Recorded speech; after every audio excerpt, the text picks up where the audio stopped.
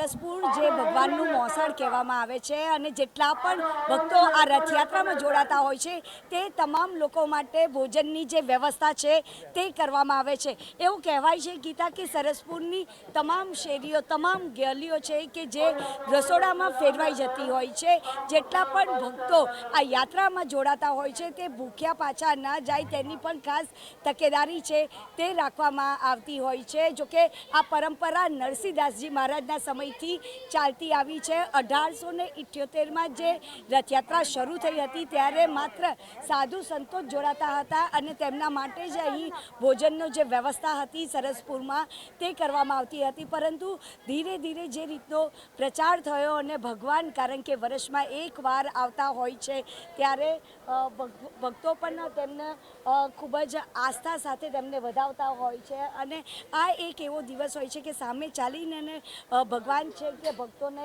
દર્શન આપે છે। તો જેટલા પણ ભક્તો અહીં આગળ આવે છે તેમના માટે ભોજનની જે વ્યવસ્થા છે તે કરવામાં આવે છે। ગીતા અત્યારે અમે લોકો જે લહારની જે શેરી છે ત્યાં આગળ છે અને તમામ ભક્તો માટે અહીં આગળ ભોજનની વ્યવસ્થા કરવામાં આવી છે। આપણી સાથે પ્રવીણભાઈ છે તેમની સાથે વાત કરીશું। પ્રવીણભાઈ, સૌથી મોટી શેરી એટલે લુહારની શેરી, કઈ રીતનું આયોજન? हाँ जी, जय जगन्नाथ। सरसपुर अंदर रथयात्रा में अमरा एरिया अंदर 15,000 आज रसोड़ा ने प्रसाद की व्यवस्था करीए छे ये सौथी मोटी है। दर वखत जेम आ वखते पण अमरा स्वयंसेवकों अने नाना बाळको ए लोकोना अथाग प्रयत्न थी आ वर्षे पण लगभग 15,000 हरिभक्तों प्रसाद की सेवा पूर्ण करेल छे।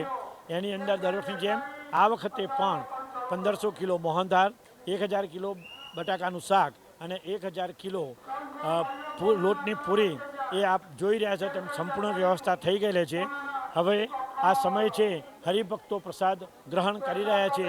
ભગવાનની એક કૃપા છે। અમારો આ વર્ષ 49 છે। આપણી હિન્દુ સંસ્કૃતિ સનાતન સંસ્કૃતિમાં જે પ્રમાણે પંગતમાં બેસાડી આપ જોયું એ પ્રમાણે પંગતમાં બેસાડી અને દરેક અમારા સ્વયંસેવકોની અથાગ મહેનતથી એ અમે પંગતમાં બેસાડી અને એ લોકોને ભોજનના પ્રસાદની વ્યવસ્થા પૂર્ણ પાડેલ છે। અહીંયા નાત જાત ઊંચ નીચના ભેદભાવ વગર તમામ ભક્તો છે કે જે અહીંયા આગળ આવતા હોય છે। ખાસ કરીને જાત જાતના અને ભાત ભાતના ભોજનનો રસથાળ પણ પીરસવામાં આવતો હોય છે।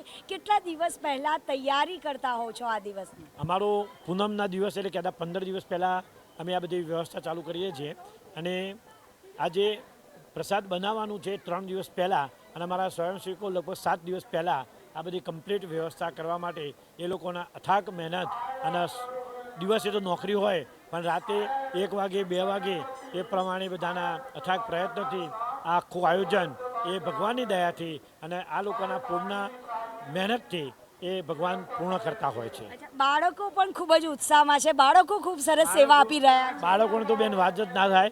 અમે લગભગ 1000 કિલો આજે ઘઉં દળીએ છીએ અને અનાજ દળીએ છીએ જે દાળ એ બધો જ લોટ ઘંટીમાં અમને ફ્રીમાં દળી આપે છે પણ એ ત્યાંથી એક નાની બેગ ઊંચી કરી અને રૂમની અંદર લાવવાનો, ઠંડુ કરવાનો, પીપળાની અંદર ભરવાની આ કમ્પ્લીટ વ્યવસ્થા એ અમારા બાળમંડળ જ કરતા હોય છે।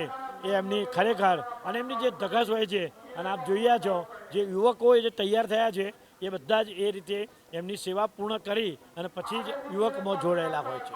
સાહેબ, આટલા વર્ષોથી આ સેવા કરો છો, ભગવાનની કૃપા કેવી રીતે વરસતી? અરે બેન, આ કૃપા છે એટલે તો આ બધું કરી શકીએ છીએ। એની તો કૃપા 100 નહીં પણ 1000% એમ કહીએ તો ઓછી। બાકી તો એની ઈચ્છા ના હોય તો અમે સવાર પણ ના જોઈ શકીએ।